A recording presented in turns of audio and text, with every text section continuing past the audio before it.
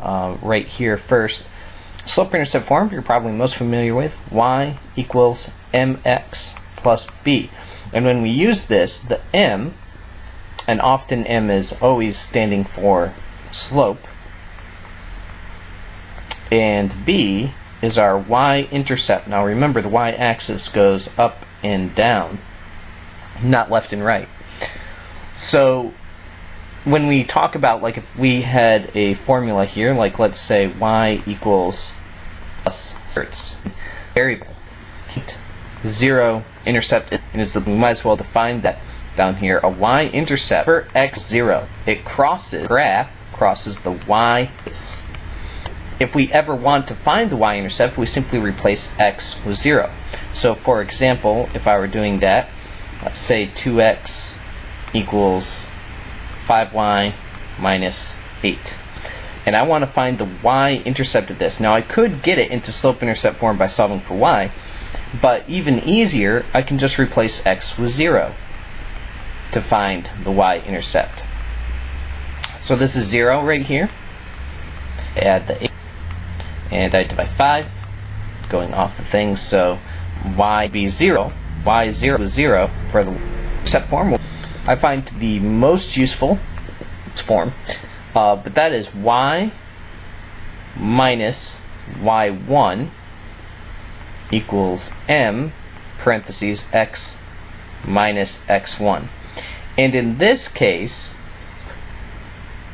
so slope in both cases, both of these is m, but x y1 is some starting point.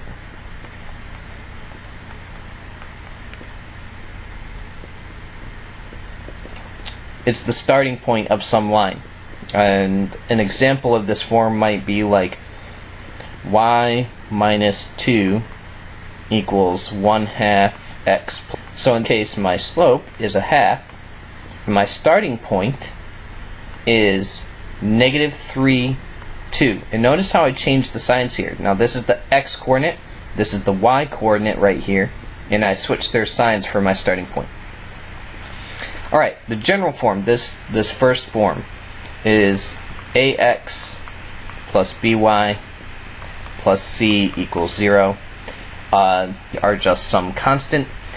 And really this doesn't tell me much of anything, so it's not very useful. We would tend to change this general form to either slope-intercept or point-slope form, probably slope-intercept form in order to graph it. Most of your questions will actually start in this form, and you'll want to get it in a different form in order to graph. And finally, over changes over 1. Just graph lead plus in this intercept form when your label is actually negative. The point 0.04. That's where I'm going to start. And my slope tells me rise is down 3, so I'm going to is 2, right 1. Going downwards, and for what I don't know why, go left to right and you'll get it. And so there's our arrows. We get enough points that we know what's going on, and that's our first equation there. Okay, let's get another one. I don't want to erase all of this, but I guess I'll have to. Alright, let's try one more slope-intercept. Let's say I had y equals -4 x minus let's say 5. Alright, so my y-intercept's -5, y-intercept, so I'm on the y-axis. 1, 2, 3, 4, 5. Now, notice I don't count this as 1. Right here, that's the origin. That's 0. 0, 1, 2, 3, 4, 5. That's where I start. And then my slope says down 4. Now, there's no denominator there. It's assumed to be a 1. So that's going to be down 4. Oh, but I'm off my grid. That's okay. I'll just guess where it would be, like maybe way down here somewhere. But that's going to get me to have my slope going the correct way. And now I'll reverse it. Actually, it should be over here. So more over here. So I'll reverse it. Instead of going down 4, I'll go up 4, but left 1. So I basically move the negative down to the denominator, and that makes it so I can go the other way. And that gives me enough points right there to graph this, right? And we get our line. Make sure we have our arrows at the end. Okay, so that is slope-intercept form. I do want to talk about, well, what if I have a decimal slope? Because sometimes that happens and we freak out for no reason. What if my slope's this? Y equals 0.2x plus 1. Actually, let's not even have a plus 1. We'll just say 0.2x. That's fine. Alright, so my y-intercept is not written. That means it's 0. So I start at 0. Now this 0.2. Now I could think of that as 0.2 over 1. So I'm going to go up 2/10 and then write 1. But I think it's better to change this decimal to its fraction counterpart. This is 2/10. It's in the tens place, so 2/10. So I change that to a fraction and reduce it 1/5. So I go up 1, right 5. Rise over run. And that's a positive slope, and I can reverse that to get this. And that is how to do it if we have a decimal. Okay, so that's slope-intercept form. Let's do a point-slope form one. And this is, of course, graphing them. So a point-slope form would be y, like maybe plus 2 equals 3x minus 1. Now I want to first figure out where I start. The x-coordinate I start is here, and the y-coordinate I start is here, and I need to change their signs because of how the formula is structured. So this is my starting point. Change that sign, x, y. So I start at 1, negative 2. So x is 1, negative 2, that's going to be right here. And my slope is this number here. Its denominator is a 1. So I'm going to go up 3, right 1. Students often say up 3 over 1. That's too ambiguous. What do you mean over? Do you mean over to the left or over to the right? So we want our denominator to be a positive number, so we're always graphing left to right. It means up 3, right 1. Up 3, right 1. Up 3, right 1. That's plenty. Okay, make your line straight, make your graphs neat. Neater than that. Alright, so that is a point slope form. Let's try another one. Maybe we have y plus 2 equals negative 0.4 x, let's say plus 3. Okay, so we do have this decimal here, and again, I'll take that to make it a fraction. So this is 4/10. So 4 over 10, and then reduce it, negative 2/5.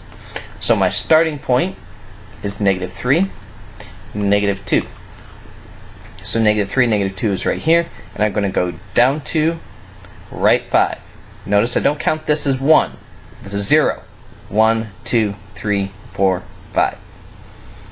And then I connect, and hopefully better than I just did. Let's get that down there. Okay, and then arrows at the ends. Sometimes we might have an inequality, but I guess we'll save that for some other time. But we would shade either above or below the line. I do want to briefly talk about horizontal and vertical lines. So a vertical line is going to have the form x equals some sort of number. So if I had x equals 2, I find 2 on the x-axis, and that's a vertical line because y can be anything. So that's x equals 2. If I had x equals negative 4, I find negative 4 on the x-axis. Notice there is no y, so I go ahead and I graph this, a vertical line. A horizontal line is going to be the exact opposite. A horizontal line is going to be y equals some sort of number.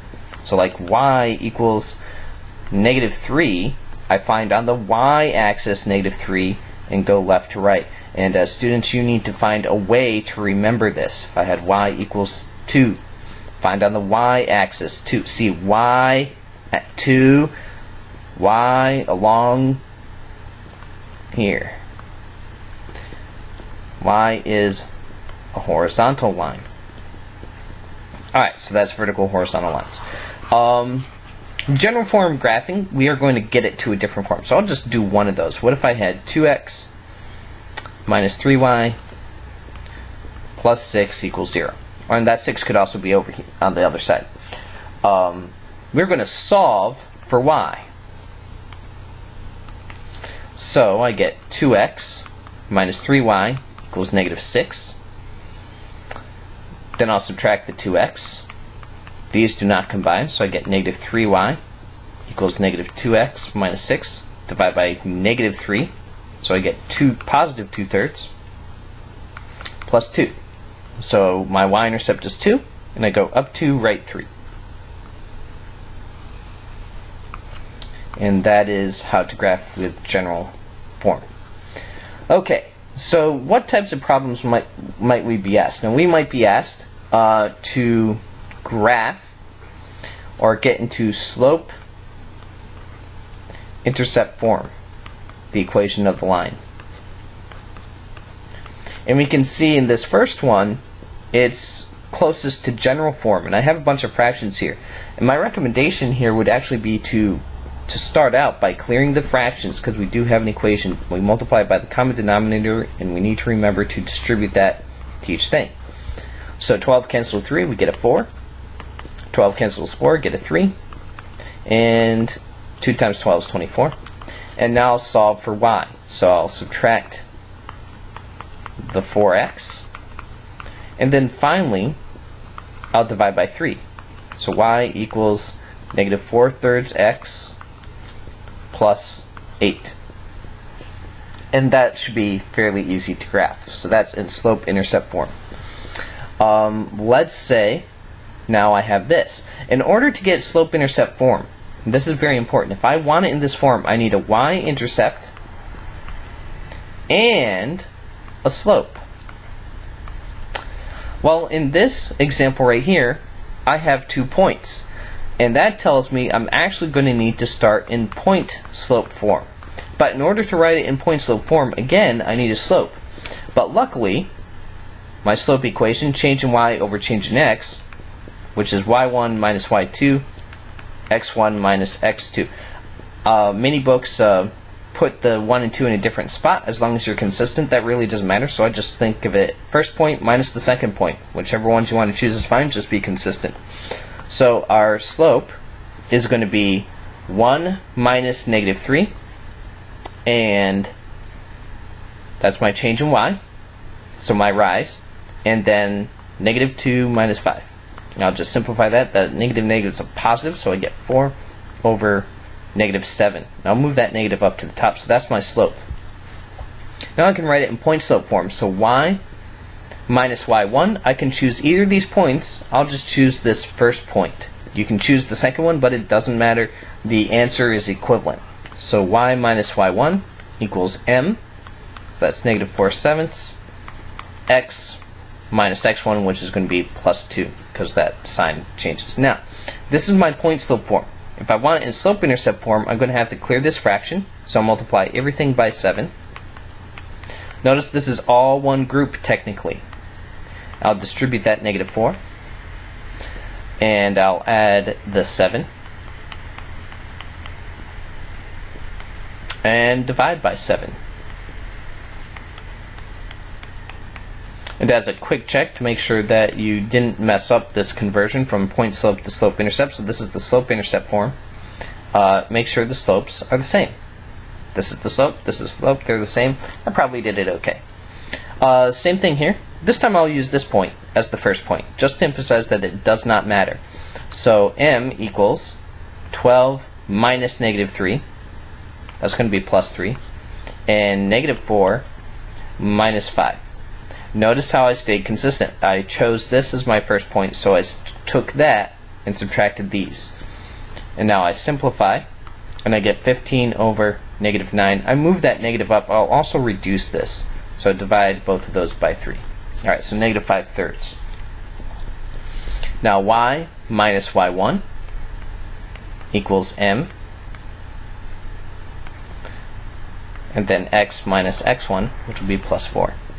And then again, I'll clear the fraction to get it into slope-intercept form. Now you're not always asked for slope-intercept form.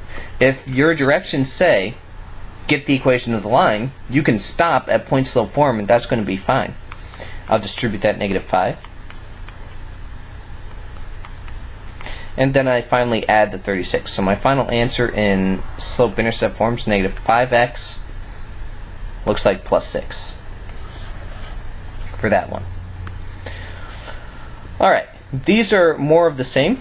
Get the equation of the line. For this one, I'm given a point and a slope. So y minus 3 equals negative 2/3 x plus 4. Done. Equation of the line, generic. So we're done. We don't need to do any conversion to any other form. But let's suppose it didn't say that. Maybe it says general form. Well, general is where we get everything to one side. This is our general form, something like that. Not useful for graphing. So, if it says that, I need to get all this stuff to the other side. So again, I'll clear the fraction. So 3y minus 9, I'm multiplying by 3, equals negative 2x. I distribute the negative 2. And I'm just going to get everything to the other side. So I get 2x plus 3y, add that 8, negative 1, and I have a 0. Done. General form. Some books argue to have the constant on the other side. That's fine, whatever. Let's do this one. So get the general form of the line. So y, I need a slope. So slope, change in y, negative 1 minus 5, and 4, I have a 0, negative 6 over 0. This tells me that I actually have a vertical line. If my 0 is at the bottom, that's a vertical line. This is undefined. I can't do it. So I actually have an x equals something. Well, what does x equal? Well, look. What does x equal? 4. Okay, so if you can identify something as a vertical line right away, you'll save yourself a lot of trouble. Also, don't try to just use this in the slope. Like, don't do this. Just don't insist on sticking with the form. If you do this, you got it wrong. This is not correct. You cannot do that. So you need to recognize a vertical line when it comes up. Let's go ahead and do this other one. So I need to use point slope form. Why? Because I have 2 points. So I need to calculate a slope. So negative 8 plus 1, y minus y1, x minus x1. So negative 7 over negative 7, which is 1. So my slope is 1. Very easy. So y plus 8 equals 1 times x plus 3. Alright, so this is my point slope form, which recognize if it were just written like this, you would need to recognize that your slope is still right here. That's my slope, and it's a 1. Putting these around there will help. Alright, so I have no fractions to clear. Get everything to one side. So negative x plus y plus 5. And that's in our general form. Alright, so in this case, I have a line. And I want to know, I have a missing point. These are missing. And I want to know what these are. So I have my slope, and I have a point. So that should tell me point slope form. So I first need to write my equation. So I'll say y minus y1, so that equals m x minus x1, so plus 2. And now I just need to figure out, well, what is this? Well, I have some information. I know that x is 4, so I replace x with 4.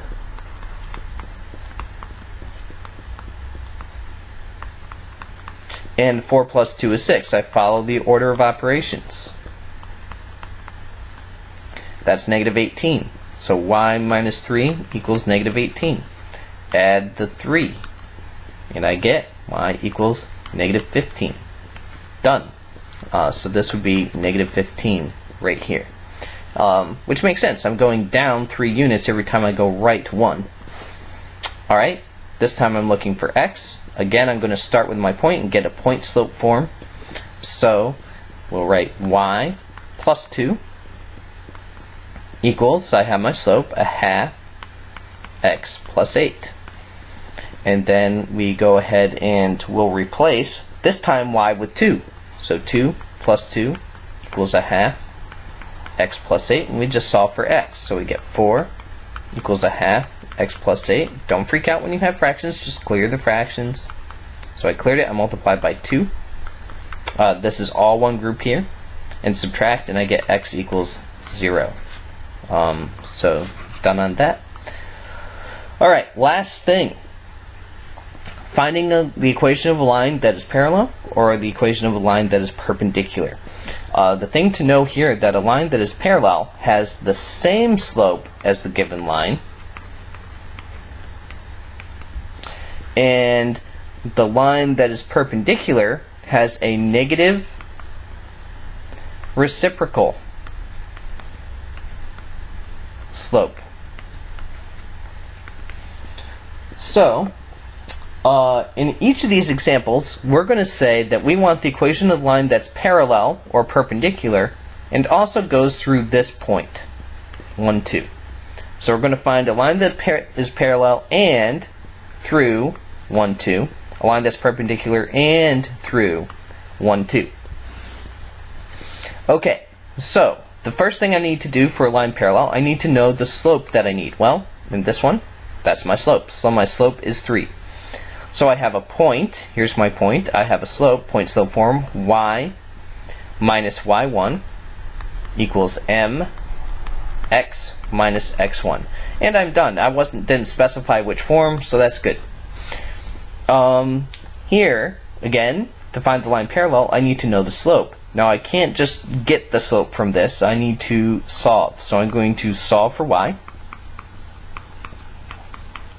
divide by 5.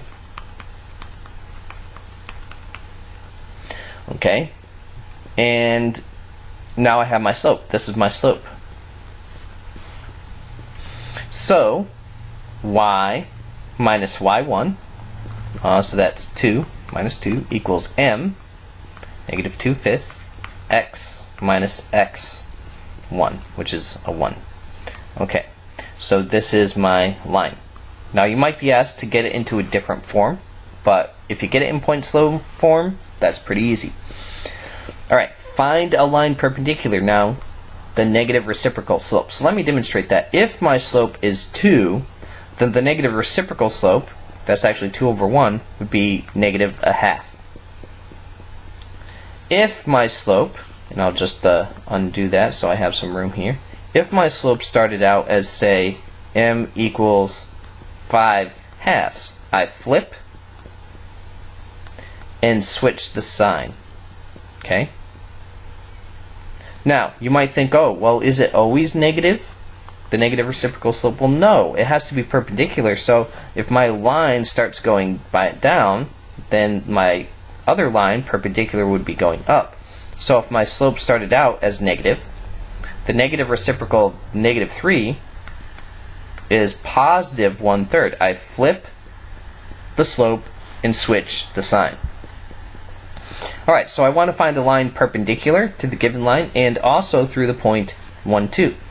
So I have a line that goes through the point 1, 2, the same point, and my slope is a half. Well,